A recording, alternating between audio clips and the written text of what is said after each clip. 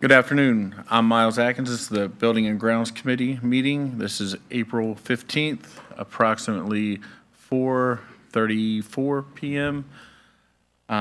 We have an agenda before us. Do I have a motion? Mr. Chairman, I'd like to motion to approve the agenda that we have before us. Second.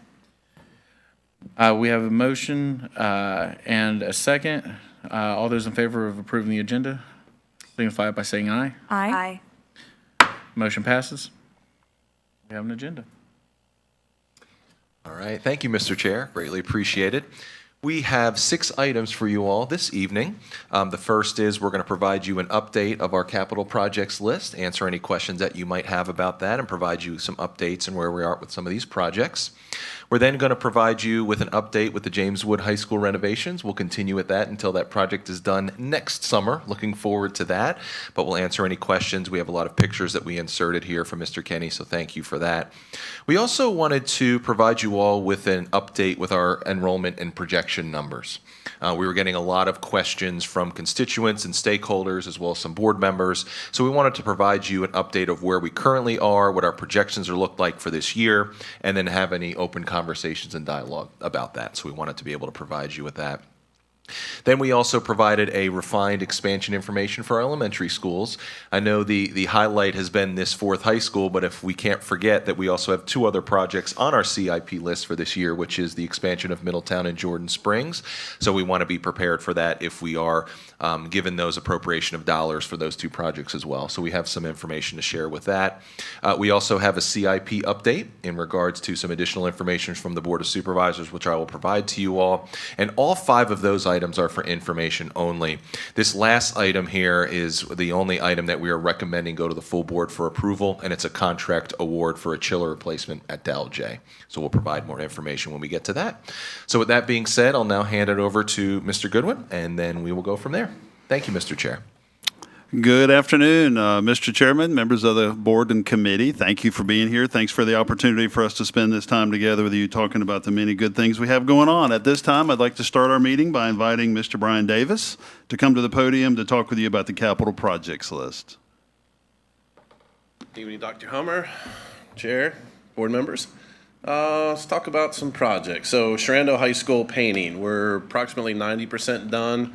It's probably more like 95 since I wrote this. It's really just punch out items right now. Couple completion photos in there. I really like the cafeteria one with the black, the red, the black, the red. That was pretty good, little accent wall there, so came out pretty good. Okay. James Wood Middle School, the school right over here. We started that today, painting the inside of that. These are just some before pictures. We can kind of see how dull and dark it is in there. I think as we go, I'll progressively give you some new photos, showing a little bit brighter with the light shining on the new paint and all that. I think we'll see a dramatic difference as we go through this. Fire alarm projects for the summer. So a lot of these have already been through engineering. We received 90% drawings. What that means, typically in a construction project, you'll get 50%, 75%, 90% drawings, meaning they're 90% done.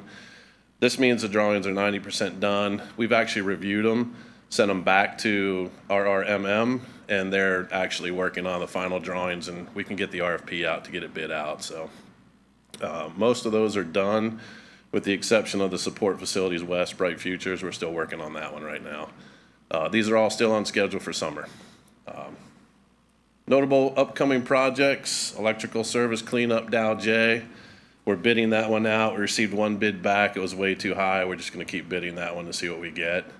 Mr. Atkins, we did confirm that there are infrared scanning of the panels in there. So once we get that data, we'll give it to you. Awesome thing. Yep. Plumbing fixture replacements, Dow J, Middletown, and NRAP. We started that over spring break. Got to learn the school terminology here. So we started that over spring break. We'll continue that over the summer. BAS system, building automation for Dow J and Apple Pie. We're still scheduled for summer. 3 gym floor refinishes. We're still on schedule for summer. So a pretty active summer coming up. Any questions on capital projects? Questions? One question, or actually a couple questions. Sure. It involves the fire alarm upgrades. Does that include, fire alarm annunciators, call boxes where it'll go out to the actual fire stations? And are we electronically monitoring the tamper valves, or are those They're the all old-fashioned? electronically monitored. It is the annunciator panels. I'll check on the dialers. I'm not 100% sure on the dialers yet. I don't know if they're going to be digital, wireless, or hardwired. I'll double check that, so. Yeah, just kind of wondering how those worked in there, That's a good if question. we have those or not. Yeah, that's a great question. Thank you. Yep. Is that it? All right, thank you. Guys, have a good evening. All right, thank you, Mr. Davis, for your work on the capital projects list. I now ask, please, Kevin Kinney to come up, and he can talk about our James Wood High School renovations we're excited to share. Thank you, Kevin. Good afternoon, Dr. Hummer, Mr. Chairman, committee, additional board members. Good to have you all here. Update, James Wood. We're moving right along. Nothing is holding us back. If we did a comparison picture here that you're looking at, early spring, 2023 there on the right, and you see where we're at on 24. And so just kind of give you how it evolves through a construction project. And the next slide will show you where we're back to the getting ready for spring sports, track and field and things like that behind the home bleachers back. We had that area stored from everything from masonry products to sprinkler pipe to structural steel, you name it, because just the constrictions on the site up there. So we utilize this area. It has been reclaimed now back. We've regraded that area. We've redressed up the road. We're seeding it all this week, so it should be in time for graduation at the end of May. So that's what we're doing there. We actually redid the shot put area back there, just the pad itself and a new profile there. Branch wanted to do that back there, and I think we have some community members that's redoing the shot put landing area. So it's moving along. Now we go back to the front of the building there. As you see a lot of kind of, again, constricted activity because we're inside of the B area. So that's the gym level addition on the left-hand side. You're seeing the metal roofs done, most of the bricks done. We're doing the columns up there now. They're completed since this picture was taken last week. The columns in front of the lobby area entrance there. The photo on the right is your new loading dock area. Two gentlemen stand there. You're seeing the safety colored fluorescent there. There'll be a gate right there. That's how it'll block off going back to where the areas of loading dock will be, where some dumpsters and things like that back to loading dock. So all that is wrapped up. All that scaffolding's going down. So all that brick is completed back there. We're putting the ceiling in the loading dock, things like that. So that area's wrapping up pretty quickly back in there. That future, that area you just looked at, that future lobby is on the left. That's the old second level where the old Hall of Fame was at. In there, to the left there is the main gym. We had to remove those walls. All those block walls came out, and there on the right-hand side. A lot of times what we look at on these projects is things that it's the finished product, the classrooms, the admin and stuff. But some of the behind-the-scenes things that was crucial to this project was the reinforcement of the walls that were failing in this building. What you're looking at in those three photos there is the reinforcing steel that was also priced in to repair all these walls, to bring them up to current wind loads and codes. And that happened in multiple areas throughout the buildings. This here just happens to be some of our mechanical areas up on the roof where we have our heat pumps at. So that happens in a lot of the classroom, all the exterior walls. If you remember back a couple years ago, the main gym area, things like that, it got reinforced. So there was a lot of this taking place in the building, and you will never be able to see this on the final product, but it is one of the major costs we've incurred on this building. Now you're seeing, I'll start back on that photo on the right. That's where you just seen where all that second level floor was in. So if you look up higher to the right-hand side there, that's the cafeteria, the new cafeteria. There'll be shutter walls there. There'll be doors, there'll be shutter doors so they can look out. What you're seeing is a footer there, and that's going to be a wall that's going to go up about 8 foot high, then it'll have glass wall above that, so you'll get a lot of daylighting to interact back with the main gym and back into the cafeteria, plus to be able to look over those floors. It gets a mezzanine, a small mezzanine that goes down and connects in there, additional set of steps, egress, and things like that. Left-hand photo, that's our media area. It's wrapping up. Right now, we've already started floor covering in those areas since these photos were taken. All the grid systems are in, painting's being taken place right now. So those are wrapping up fairly quickly on that side of things there. I'm so sorry, that's my phone. Thank you. It's more than likely a family member. It happens. I'm sorry about that. That's embarrassing. Alan, do I have another vote? That was the last. That was the last amount? I'm so sorry for that. That was my calling card there. It's time to wrap it up, I guess. But is there any questions? I'm so sorry for that interruption. Mr. Chair, I have a question. Mr. Kinney, I had a question from a constituent about the track itself. Is that baked into this project, like redoing the entire track? No, I know you ma'am. mentioned shop. We looked at the athletic departments, the field house, the track and all like that. And with some of the other costs that we had to incur with that reinforcement, you've seen some others, we didn't address any of the athletic areas other than the main gym and things like that. But that part down there, no. Okay. And it probably needs to be addressed, I will agree. Yeah. How Yep. old is the track? When was the last time it was resurfaced? Oh, my, You know? our facilities been a people, I would venture to say it's been a number of years, ma'am. Okay. I've only been here 7, and it hasn't been done since I've been here that I'm aware of. Yeah, so that'd be some information we could probably get for you, I would assume. We'd be happy to get that information for you. Just curious. Yes, absolutely. Happy to Okay. do that. Mr. Davis, if you'd help us get that, thanks. Mr. Kinney, I did hear you say that we do have community members working on the shot put area. We had some people to inquire, I think they had, and they wanted to donate, I believe, the cinder area of the landing area, do some regrading there. They were interested in that, and they had reached out to, I think, the school staff last year. I had got involved because we were working up there, and I think that's all been taking place up there to my knowledge. I think it's all being done as we speak. Good up deal. there. I just was curious about that. Yeah, I think it's just the cinder area. The actual, shot put concrete pad's got the, I don't know what that's called, the toe kick, I guess, on the front there. That's all in, so it's just the landing area. It was a little poor drainage back there. Okay. Yeah, it's over the years, I guess, So just grading and I concrete. think they're just grading it and making sure it's got a nice level cinder place, not muddy. I think Okay. that's pretty much what they're doing. Good deal. Thank you. Okay, anything else? Thanks, guys, appreciate it. All right, thank you, Mr. Kinney. It's now my opportunity. Mr. Lee was unable to join us today, so I'm going to do my best to stand in for him with the many things he knows that I've gleaned to share with you tonight. Our intent of these first slides is to talk a little bit about the comparison of enrollment and projections. You have each one of the schools in ABC order. There's actually 2 slides there for you to observe, elementary, middle, and high schools, but of course it goes by ABC order. There's 3 columns. There's September 15th enrollment from this year. There's March 8th enrollment. Those are actual hard numbers of how many students attended on those days that are in those columns. And the 3rd column is our projections for September 15th of the next school year, how many students we believe there should be on September 15th. Again, that's our projection. So to take that first column there, Admiral Byrd Middle School, to translate what I just mentioned, 804 students were actually in attendance September 15th of 2023. March the 8th, it was 817 students that were in attendance on that day at Admiral Byrd Middle School.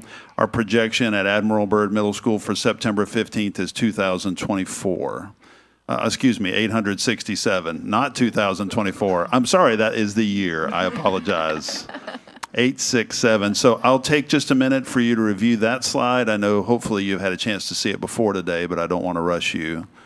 And then in just a second, I will go ahead and hit the clicker. Here are the other schools that are on the screen for you and for the public and for the audience to review. I do want to call your attention to a couple of things on this second slide. For Middletown Elementary School, the projection is really counterintuitive. So a larger than average 5th grade is moving on from that school.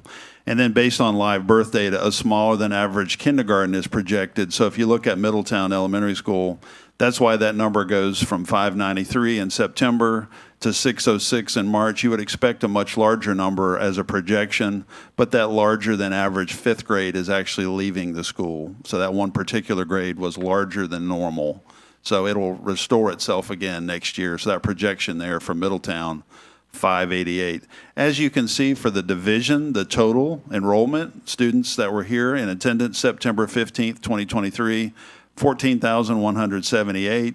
On March the 8th, actual 14,304, so we're growing. And then our projection for September the 15th of the next school year, 14,459, so around 150 plus more students will be in the division at that time. Any questions about those 2 slides before I move along? And of course, they're for your review and you have copies. All right, then I'll keep moving along. Now, if you can imagine going back to this slide, you have 3 columns, enrollments on September 15th, March the 8th, and then the projection. I'm now going to walk you through what we call heat maps, which are attendance maps. And these 3 maps, there's 3 for elementary, 3 for middle school, and then there are 3 for high school. They match the numbers that you have on these 2, the number sheets that are here. So this is on September the 15th, 2023. This is the elementary utilization numbers. I do want to draw your attention to the legend at the bottom corner. In blue, you have where the actual school sits within that particular area. You have the town boundaries, of course, which you know where those are. And then for our green, yellow, and red maps, I just want to call your attention that if it's green, it's below 95%. If it is yellow, it's between 95 and 105%. And then for this instance, red indicates it's above 105% of enrollment, so well over enrollment. So we'll take a look here at this first one, September the 15th. You begin to see that a large number of our schools are below 95%, but we talk about Jordan Springs. They're at 121%, more than 107 students over capacity. And then I draw your eyes down to Bass Hoover and Middletown, and you see those are over as well. Armel and Redbud seem to fill in there with kind of above average, and then everyone else is kind of in that below 95%. I'll move along to March 8th. And then now, as you see, this map begins to change just a little bit. Middletown and Jordan Springs continue to be above. Orchard View is filled in with Armel and Evendale, and now you see Redbud Run at 99%. Under 5 means they have just fewer than 5 seats. That would be under 100% capacity. And then finally on the last slide, this would be that third column for elementary. This is our elementary utilization for September 15th, in other words, a projection. So now we're seeing red fill in down in Middletown, Bass Hoover, Armel, Redbud Run, Jordan Springs, and the rest of the division you see. It's kind of, there's room or there's not room. So that's kind of what our maps are indicating here. We have a number of schools. As the board knows, we are trying to address some of our growth at the expansions at 2 sites. One is Middletown Elementary School. The other is Jordan Springs. Those will come up actually in just a few minutes in another item. If I can, any questions about elementary, then I'll move us to middle school. All right. All right, so middle school utilization, September 15th, this will be the first column. So you kind of take a look or a walk around the division.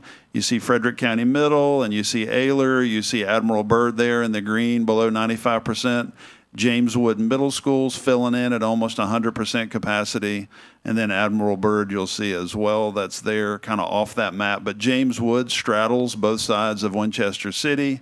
And as you may know, James Wood also serves as the middle school for most of our quickly growing areas, which is why you begin to see them fill in here on this map. This is our March map for this year, so just last month, March the 8th, how many students were at schools. You still see below 95%, and then you see the 95 to 105 still remain at James Wood. They've gone up a little bit more. Admiral Byrd has increased. And then on this third map, this is our projection for next year. Not only is James Wood Middle School over capacity. When I say that, by the way, remember planning based on the experts' opinion should be, again, at about 85% to 90% capacity. You really need to make plans. James Wood Middle School is now at 103% as we open next year. Admiral Byrd is almost hitting that 100% mark as well. You see some room at Frederick County Middle, and then just a little bit of room at Ayler down to the south of the county. Any questions about middle school?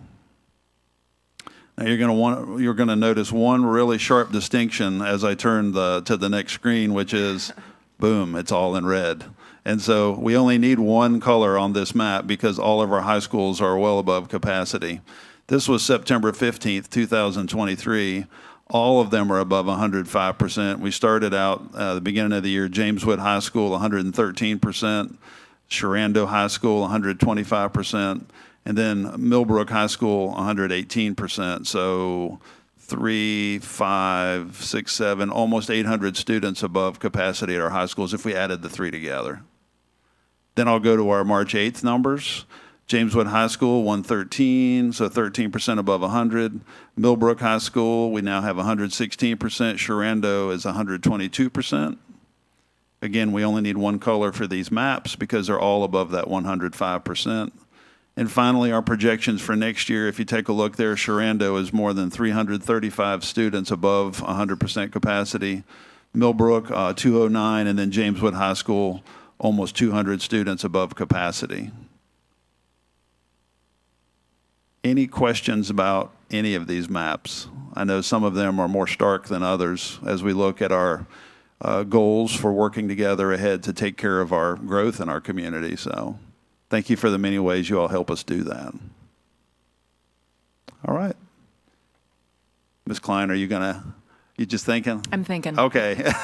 I'm doing some quick back in the napkin. I've seen math that look. in public, Right. yes. And so I'm just, it stuck in my mind when I was first elected and Dr. Hummer was giving me the lay of the land and he said, industry standard is once you reach 80%, you start, that's a yellow caution flag. So I'm looking at these heat maps and I think in my mind, I see over 80% and in my mind, that's a yellow. That means we need to start planning, we need to start Right. looking. And then just doing some back of the napkin math here. 15% plus 25% plus 16%, that brings everybody down to 100. And then you bring everybody down to, I won't even go the 80, just to the 90% capacity, and we almost have enough for a 1,200-ish with room to grow high school. Right. So I think this is, I hope this is widely disseminated. We have been throughout the talking community. about this quite a bit, and it's very important to note, so thank you for that. Mm-hmm. All right. Thank you for the opportunity I had to talk with you about that. Finally, I also wanted to present this last slide. So we've had some questions and some discussion about Weldon Cooper in the past. Weldon Cooper is out of UVA. It's something we all look at for numbers and projections. We trust it. We hold on to it. We take a look at it. It was discussed recently in a number of articles. I think the Winchester Star, Northern Virginia Daily, they produce numbers for us that we kind of use, all the entities use for like localities. One of the things we wanted to do, because we'd had some questions, was just take a look, how do our numbers really compare to Weldon Cooper projection numbers? I mean hard numbers, people in seats. So what we did was we put a slide together for you all today that started in 2011, 2012, and walked all the way down the map to this year to kind of take a look at the actual FCPS enrollment as of September 30th. That's the day we report our numbers to the VDOE, and we wanted to have that in one column. It happens to be the one on the left. And then Weldon Cooper, these are the numbers that they said we would have, that they projected we would have on September 30th of that same year. As you kind of take a little walk down the road here, 11-12 school year, you can see that their projections were higher than ours. Ours were a little bit lower for the first 2, 3, 4 years, and then 2015, 2016, it begins to flip. So you kind of see where that trend is. Their projections on that particular year, we happen to have 8 more students than they projected on September 30th for that year. Then you take another look at the next, so you have probably, about 80 or 90 students more than they projected for us to have. And if you take that and you walk it down, there is an exception. It's the 2020-2021 school year. And I wouldn't have to ask out loud what happened that year, but that's the year that many people kept their kids at home. They did not send their kids to school. They projected that year we'd have 13,862. We ended up with 13,403 on September the 30th. Remember, that's a measure of that day. And then finally, this year, we look at our enrollment number from September 30th. It's pretty close to what we just discussed because it's 15 days later. They projected we'd have 13,981. We were around 14,034. Actually, I don't mean around. We were 14,034 students on that day. So that's maybe, about 50 additional students than they projected. We wanted to kind of offer this just as an opportunity from a factual standpoint to show that the numbers, what we hope we're displaying here, is that we are definitely in the ballpark with Weldon Cooper. Our projections our numbers are exceeding their projections at this time. So when we talk about growth in our county, now this isn't a big secret because their article actually said the locality should know more than we do because the locality has actual information around planning and zoning areas and maps, so we should have more than they do because we have more information than they include. So just wanted to give this just food for thought as people continue to ask questions about projections and enrollments, and wanted to see if you all had any questions around that. Questions from board members? All right. It just, to me, we keep looking at these numbers and it doesn't change. We're growing. We're getting bigger. We've got to have somewhere to put students so they can get a good quality education. And I know that, we provided a lot of information to the Board of Supervisors, to the county, to the public. And I hope that all this information that is going downtown is really being looked at, because something's got to happen. Something has to move. We can only fit so many people on the boat before the boat capsizes. So, yeah, thank you for the information. I appreciate it. All right, thank you. I thank my team for the information as well. All right, so I would like to invite now Chris Phillips, who is our task order partner from RRMM, who's going to give us some exciting information about our 2 elementary school potential expansions. There you are, Chris. Thank you for being here tonight. Appreciate that very much. All right, good evening, all. It's good to be with you all. It's always a privilege to stand in front of you and share some exciting work. We've been privileged to be here in the county for several years and work through a lot of projects together, so we're very appreciative of that. Today, we're going to kind of begin to put the bow on these studies for you. We were asked several months back, due to those heat maps you just looked at, to start evaluating the possibility, the feasibility to expand both Middletown and Jordan Springs. And so, again, several months back, we started at a very high altitude. We call these macro level studies. These are just setting the foundations for you all to help you understand what you need to do to move forward, and also set some budgetary numbers to those designs and concepts so that when you take the next step, you are well armed with good information. So we began this effort by really reprogramming the schools and understanding the capacities, and we'll talk about some numbers later. But today we're just going to kind of refresh you a little bit on what we shared last month, and then also show you, if you recall our graphics last month, we had not yet invested the time to refine those, and so now you're seeing a more refined presentation style concept drawing. So our first slide here, you all may recall, we'll jump to the site plan later to help you understand this, but Middletown is clearly in need of a significant expansion, and the grade levels that are necessary for that expansion really are focused on the K and 1, and we're going to restructure the existing building and classrooms to handle the expansions of all these other grades. So what you're seeing here is an expansion to Middletown, a new gymnasium. You'll see later in the overall plan. In fact, let's just go to that plan now. The existing gymnasium is well undersized. We examined all the core facilities within the building based on projected student counts, and the gym cafeteria we found to be undersized.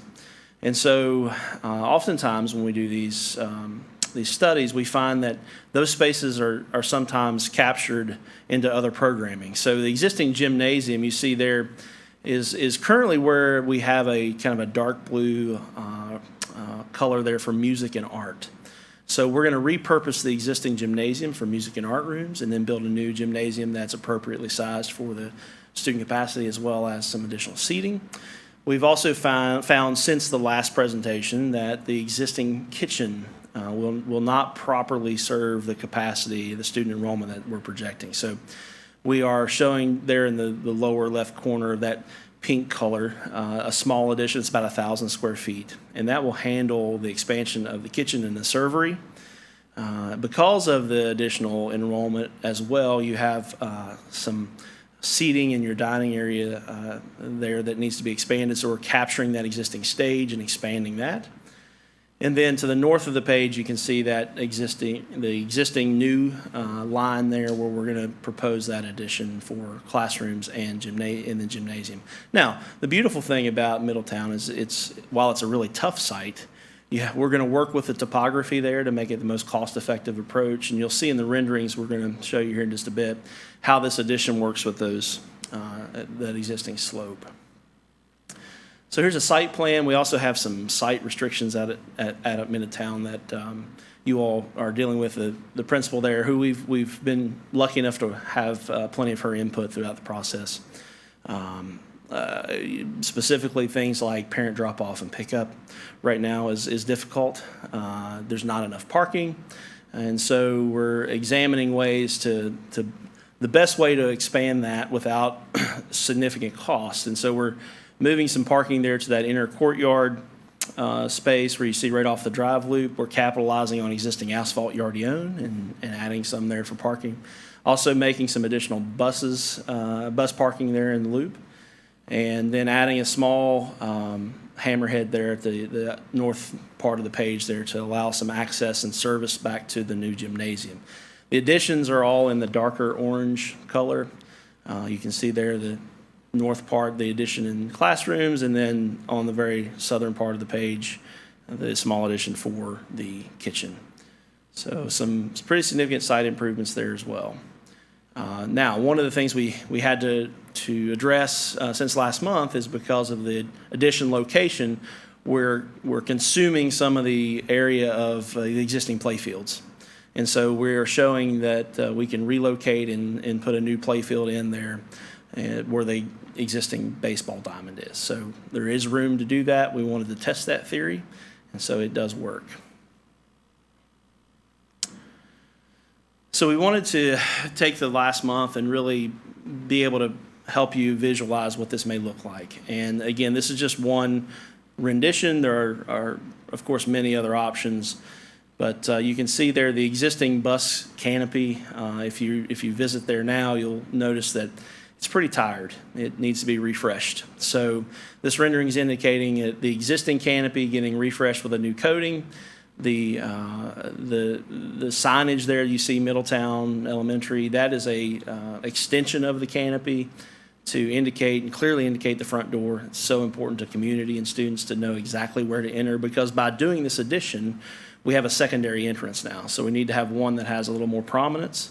So we're just suggesting that you may consider that. If the budget allows, you may consider that as part of the project as well. But the bus loop canopy certainly needs to be refreshed. And now looking back the other direction, this is if I'm standing in the drive loop right in front of your new addition, looking back towards the old gymnasium. You can see the taller high bay brick there in the background. That's your existing gym. And so we're showing a new entrance there into the new gymnasium connector.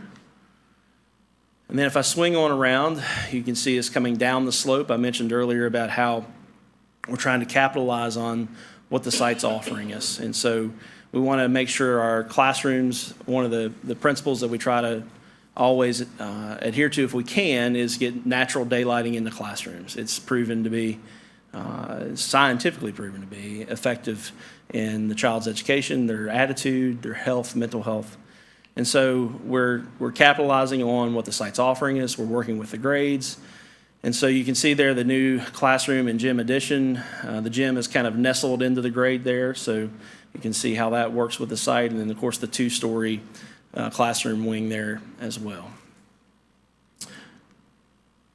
And then swinging on around, the gym is to your to my right and left. There is the classroom addition with a secured courtyard playground area. So for your lower grades, your K and 1, they typically like to have them in a more secure environment when they're out to play for recess and so forth. So this courtyard provides that opportunity easily to control the kids and not have runners, and also just help with general supervision. And then coming on around to the classroom wing, that two-story wing there, we tried to, one of the things we wanted to focus on is we want this to appear new and fresh, but like it's always been part of the plan, right? It's always been there. So we tried to use brick colors that are complementary to the existing, but also give it a fresh look.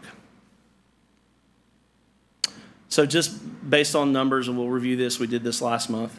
Current capacity is at 527, but the enrollment was at 605 as March 1. I'm not sure if that jives exactly with the heat maps, but it's pretty close. And then we're calculating that future expansion at 786. So that's to handle that surge of enrollment. And then, so it changes our building size by about almost 32,000 square feet. That's how much we're going to need for new space. Expanding the parking area, as I said, from 110 to 120 staff plus 15 visitors, and then getting some more space for buses as well. 27 general ed classrooms, and then that's now. But post expansion, we're looking to get to 40.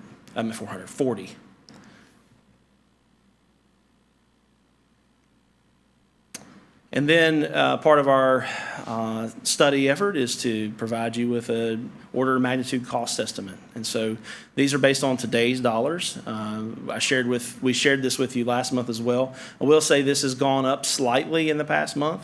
And it's not because inflation has taken off again. It's because we had to add in that 1,000 square feet to the kitchen and make that a little larger. So you've gone up just a little bit here, but still very close to $22.4 million for total project cost there. All right, moving on to Jordan Springs. This one is a little more straightforward. Can Yeah, I just have sure. a second? Any questions about Middletown? No, I've got a question so I just didn't want to lose my train of thought before we went on. So with the cost right here, we're looking at, for that 1,000 square feet addition onto the cafeteria area, around $300,000. It's about $300 per square feet. I mean, that's a lot. That's a house. Does that include kitchen equipment and everything else in there? No. Okay. No, in the highly detailed breakdown of costs, we typically hold a separate line item for kitchen equipment because that is a very volatile market right now. Kitchen equipment and anything stainless since the pandemic has been very volatile. So we hold a separate line item. Now, it is baked into the 22.4 overall, but the cost of the $390,000 or so for the kitchen expansion, that's purely bricks and mortar cost. Okay. My next question is, while you were talking, I went ahead and pulled up the Department of Education for Virginia construction cost breakdown, and it's looking like the national average. I'm thankful that we're below the national average here, between $295 per square foot and $756 per square foot.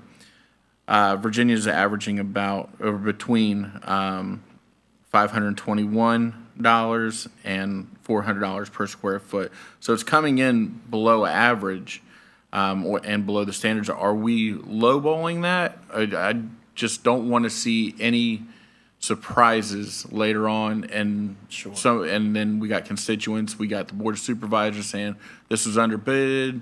Why are we running into additional costs later? I just want to make sure these numbers are accurate. Sure, yeah, absolutely. And so much will depend on the timing. This is one thing that we would impress upon you is that, the costs are changing rapidly and they're very unpredictable. And so the longer you wait, can guarantee you the more it's going to be. That much we do know. Inflationary and rates have changed so much over the past few years. We had several years where we were seeing 10% escalation, even higher than 10% escalation in a year. And then, average, we like to live around 3 to 3.5%. So we're nowhere near that 3.5% anymore. So the longer you wait, the more it's going to cost. And as far as our numbers, I think we're very comfortable. And one thing you have to remember too here is we're keeping any renovations to the existing at an absolute minimum, right? The school's in really good shape. It's just not handling capacity. Right. And so we're keeping renovation costs down as much as we can. And I think I'd have to go back to look at our numbers, but I think as far as the addition goes, we're in that $400 plus per square foot cost for the new work. And so that's kind of what we're seeing right now. The other thing that will have a factor is not only the timing, but how you deliver the project. The bid market right now is very unpredictable. And we're seeing projects across the state come in anywhere from the low or the high 300s, 390s, all the way up to 500 plus. And it could be for the very same kind of building, very same kind of square footage. A lot will depend on interest and, you know, capacity and those sort of things. I think overall, though, we're comfortable. We feel pretty confident. All things the same. And again, these are today's dollars. These, if you miss a year, you need to add significant escalation to these dollars.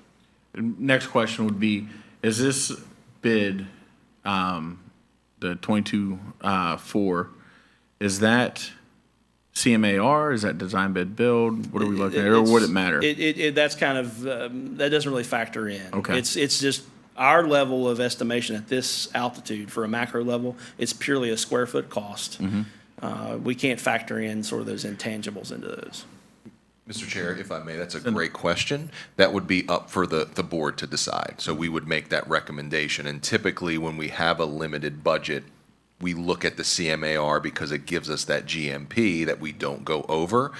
The other aspect to this is this is our asking price, and this is the estimated cost that we had when we initially presented this to you all in December, off by a couple $100,000. But we're bound by what the Board of Supervisors will give us. They might come back and say, no, we'll only give you 20 million, and then we go back to whoever is going to be working with us through this project, and then we have to, as you mentioned, probably cut some corners and remove some of the things that we initially wanted to do.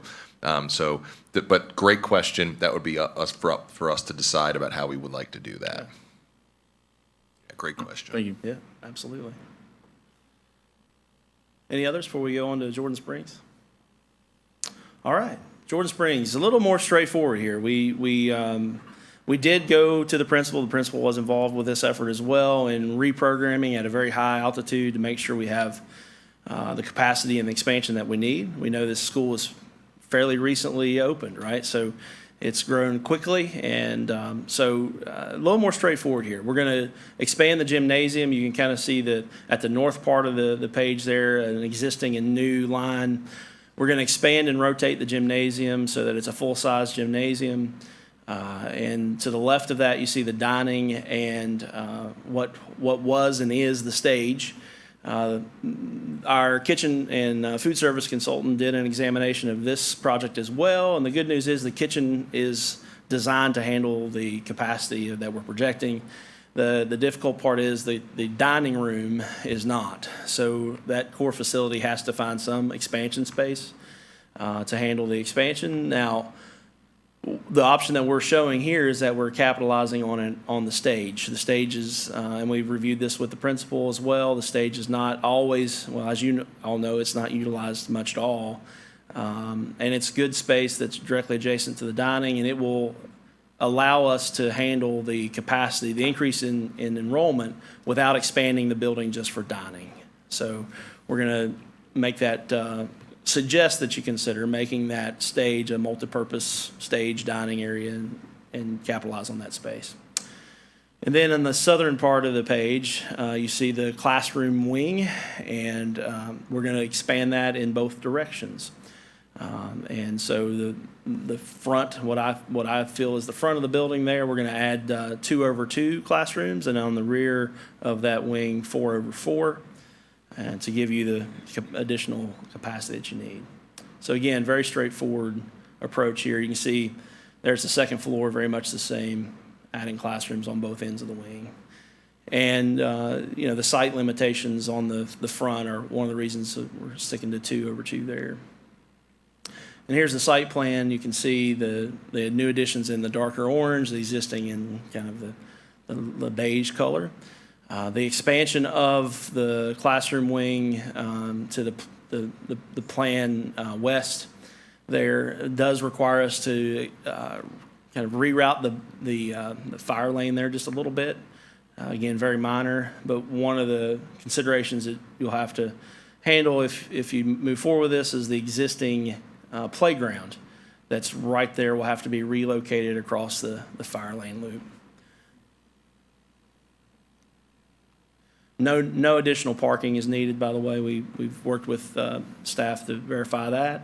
No changes to ball fields. This is purely just handling the site work that's needed for the expansion. And we added these photos in to show you, this is it's not a great photo of the classroom wing, but it shows you that we're basically going to expand in the same architectural language as what's there, right? We did not do a series of renderings for this project because we're suggesting that you're going to replicate what's there. And so this is just reminding you of what's there. And then there's the existing gym in the foreground. And so if you can just imagine taking that end wall and moving it out, and then the classroom wing you see there in the background, again, taking that out and replicating that architectural language. So very straightforward. And then by the numbers, our current capacity is 500. That's what it was designed for, but the enrollment is 630 as of March 1st.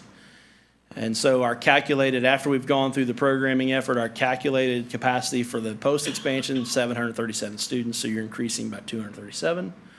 And so we got all of our targets in there, and so the existing building's 84,000 roughly, and so we're going to suggest that expansion would be about 21,000 square feet to 105,000. And then a renovated area, that's that gymnasium, or the dining area and so forth, about 7,500 square feet of renovation there, and the existing gymnasium. There's adequate parking, as we've already discussed, and then we have the number of classrooms now is 26, and then post-expansion, we hope to be up to 38 if this concept moves forward. Now the costs, very much same format as you saw on Middletown. This cost is the same cost that we shared with you last month. So that is unchanged. Our building did not get bigger over the last month.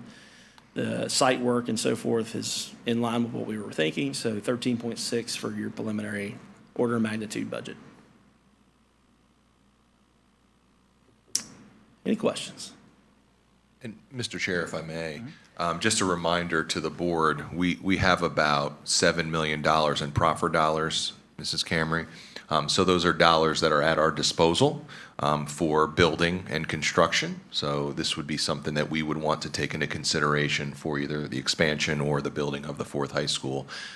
So we would apply it to these costs. So I just want to make sure you guys are aware of that as well. So that's less money that we have to borrow. And it's my understanding that most of those proffer dollars come from the Jordan Springs district, correct? Questions from board members? Just to make sure I heard that correctly. So the majority of those proffer dollars comes from the Jordan Springs area. So those are not earmarked specifically for must-use in that locality. If they come to us, we use them as we best see fit.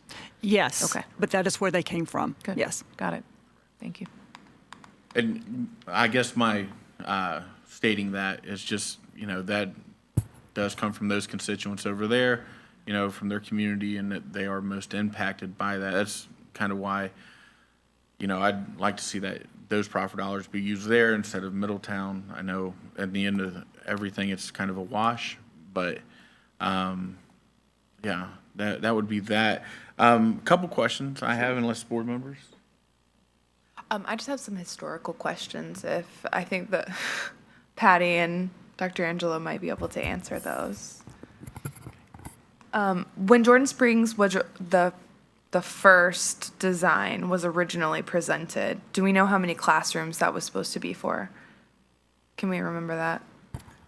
I believe it was 102,000 square feet, but I don't know how many classrooms it was. I don't know if these guys Did you guys do? know that from. It would only be two less than what you just saw up there. Yeah. We added two extra additional here. So the original plan was about 104,000 square feet. 104, okay. But we just made the 4/4. Before it was 4 with 2 over. So we added 2 additional classrooms there. So if you took 2 off that total. It'd be 24. Okay. They're at 26 now, so it'll be 24. Is that right?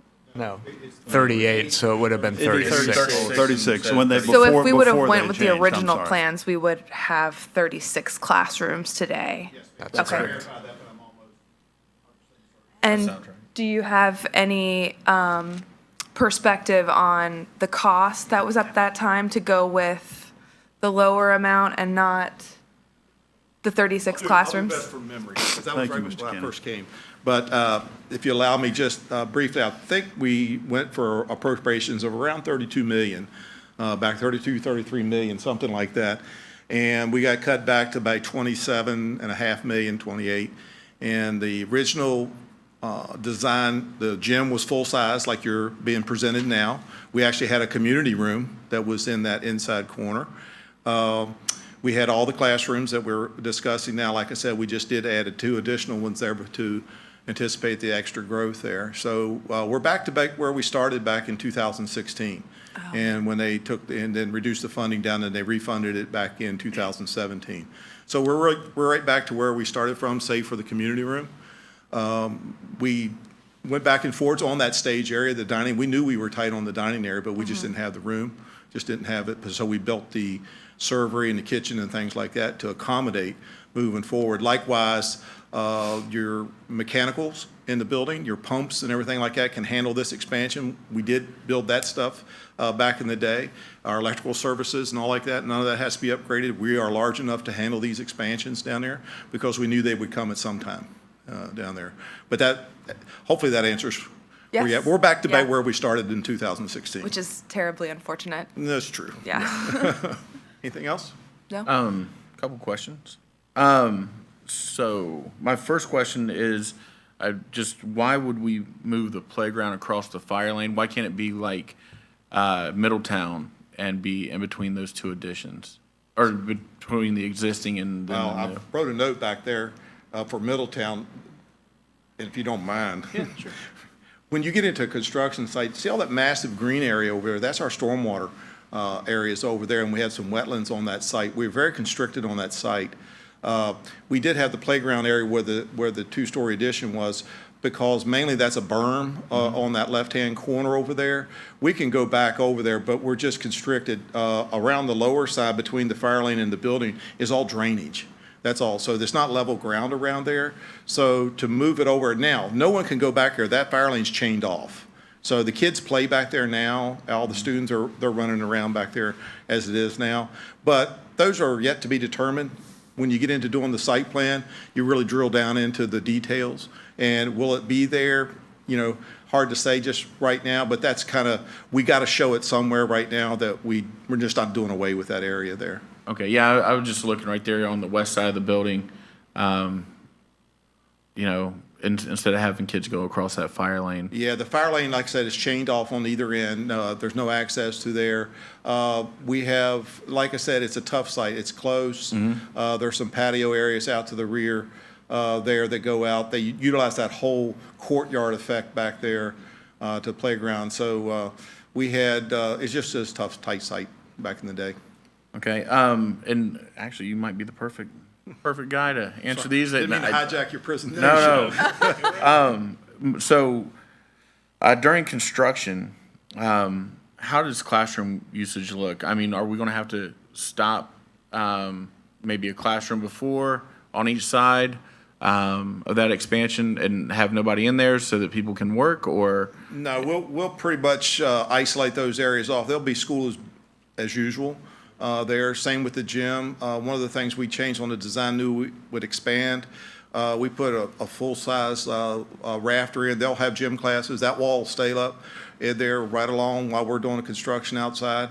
The classrooms the same way. We won't take those walls out on the inside until we're ready to punch through, and connecting on mechanical, electrical, that's done after hours.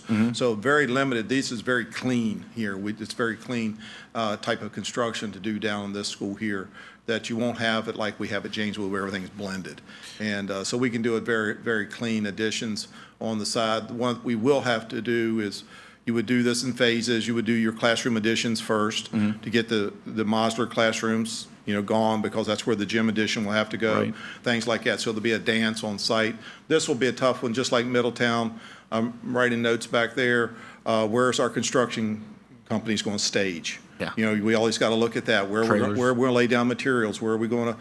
How we do not interact with our bus loop and things like that. So, first glance would be I would go back on that berm and put something back there, but we'll probably go. So all those things have to be worked out. So this is kind of, up here, 10,000-foot level, look down. Thank you, Mr. Chair, if I may. Thank you, Mr. Kenny.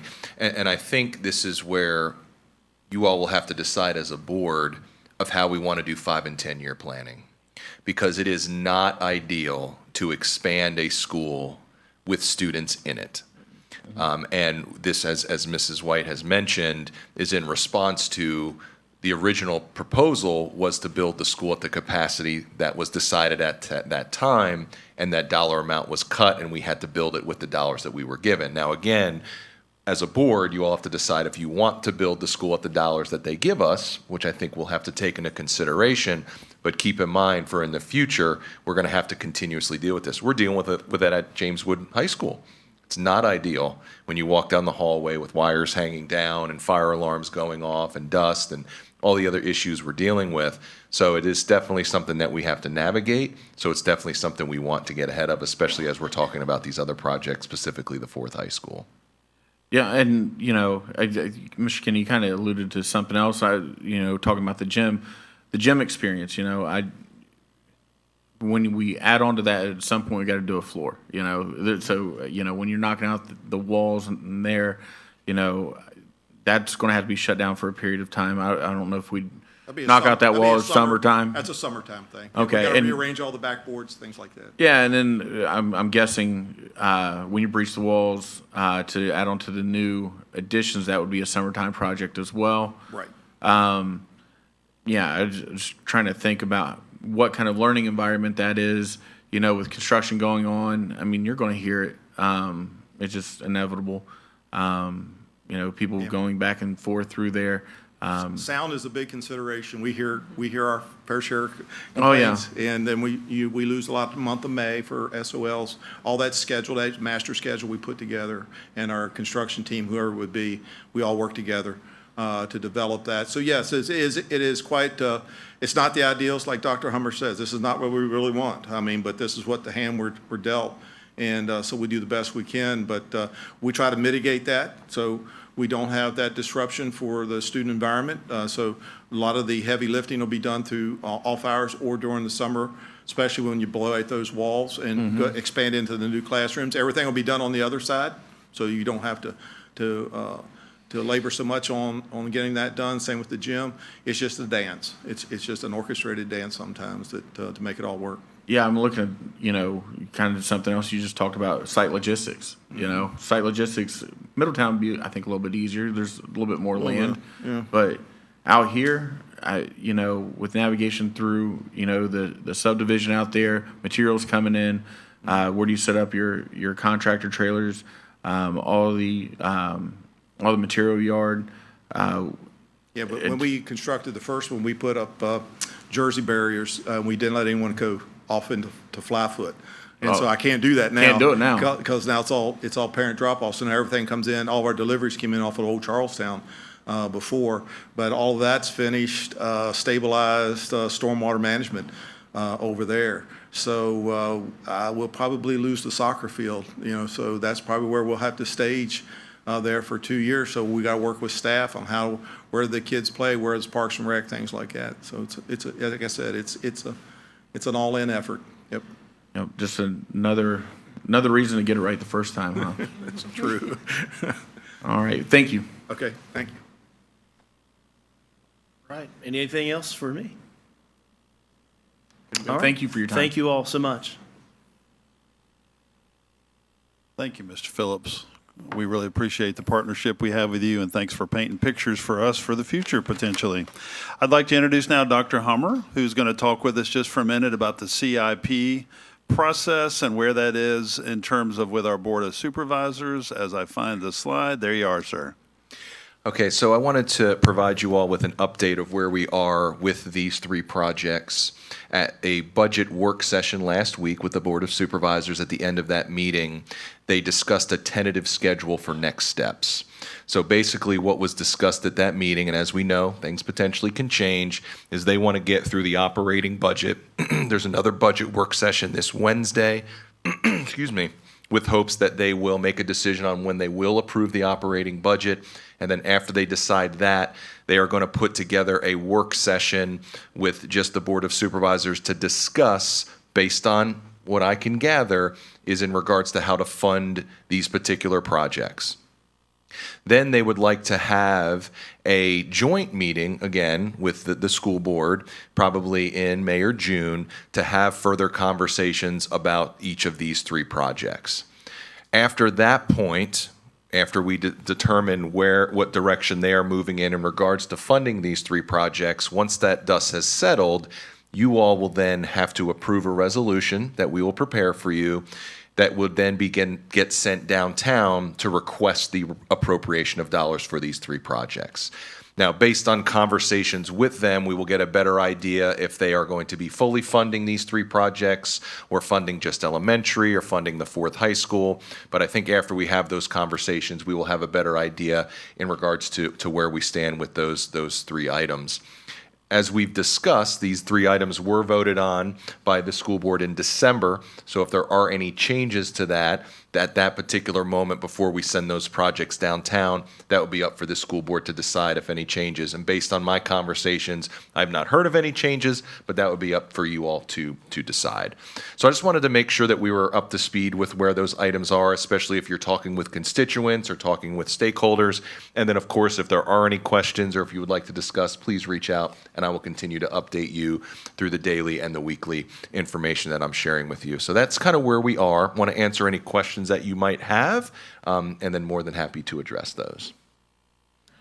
The work session for the Board of Supervisors that you mentioned, is that a private work session for them, or that's going to be open to the public? So that is open to the public. So I was invited to attend last Wednesday. It doesn't appear that there's any items for the school budget for this upcoming Wednesday, but all the work sessions are open to the public. Good. Yes. Okay, and with that, I'll hand it back over to Mr. Goodwin. All right. Thank you, Mr. Thank Chair. you. Thank you, Dr. Hummer. Thanks very much. All right, our final item for the evening is the contract award for chiller replacement at Dow J. Howard. So I'd like to introduce Ms. Camry for that item. Thank you, Ms. Camry. Thank you, Mr. Goodwin. If you can flip me to the next slide, so we have that up there. This is great. Members of the board, we're bringing forward to you and asking for your approval to move to the full board tomorrow night this contract award for Dow J. Howard Chiller. We're asking that you award to Southern Air in the amount of $359,054. This project was approved in October of '23. We got some additional state dollars at that point in time, and the board at that time approved this project. It was budgeted for $350,000, so it is a little above what we had budgeted, but we're going to find that money in the facilities budget under utilities, where now the winter has passed, and so we have some savings there that we can use to cover this contract. We had 4 vendors who replied to that, and this vendor, Southern Air, has been shown to be the most responsive and responsible vendor. So we ask for your vote to move it forward to the board tomorrow night. Thank you. Little background. I did a search with Mr. Goodwin a little bit earlier on Southern Air. They do have experience working with universities and schools as well. To be honest with you, I haven't looked up the other ones, but they are at least $100,000 over this budget. So I would like to, get a motion on the approval for this. Mr. Chair, I move to approve the contract for the Dow J. Howard Chiller for Southern Air, Inc. Actually, Oh, Mr. Chair, I'm sorry. If you could, it's all right, Mrs. Klein. If you can make a recommendation for the full board for approval. I apologize. Yes, thank you. Words are important. That's okay. Thank you. Mr. Chair, I would like to recommend that that this award for Southern Air goes to the full board for approval. Do we need to include the amount in that Yeah, motion? good question. Yes, I would include, yep, in the amount of, yes. Okay, and the amount is $359,054. Second. Had a motion properly seconded. All those in favor signify by saying aye. Aye. No opposed. Motion passes. All right, thank you, Ms. Camry. I'd like to say thank you to our team for the presentations, and especially to our committee and board members for the time together. So, Dr. Hummer, I'll pass it back over to you now for closure. All right, so that's all we had for you all. If you have any questions, we're more than happy to entertain any additional questions you might have. Any other questions? All right, looking for a motion. Motion to adjourn? Second. All those approved for adjournment signify by saying aye. Aye. Motion passes. We are adjourned.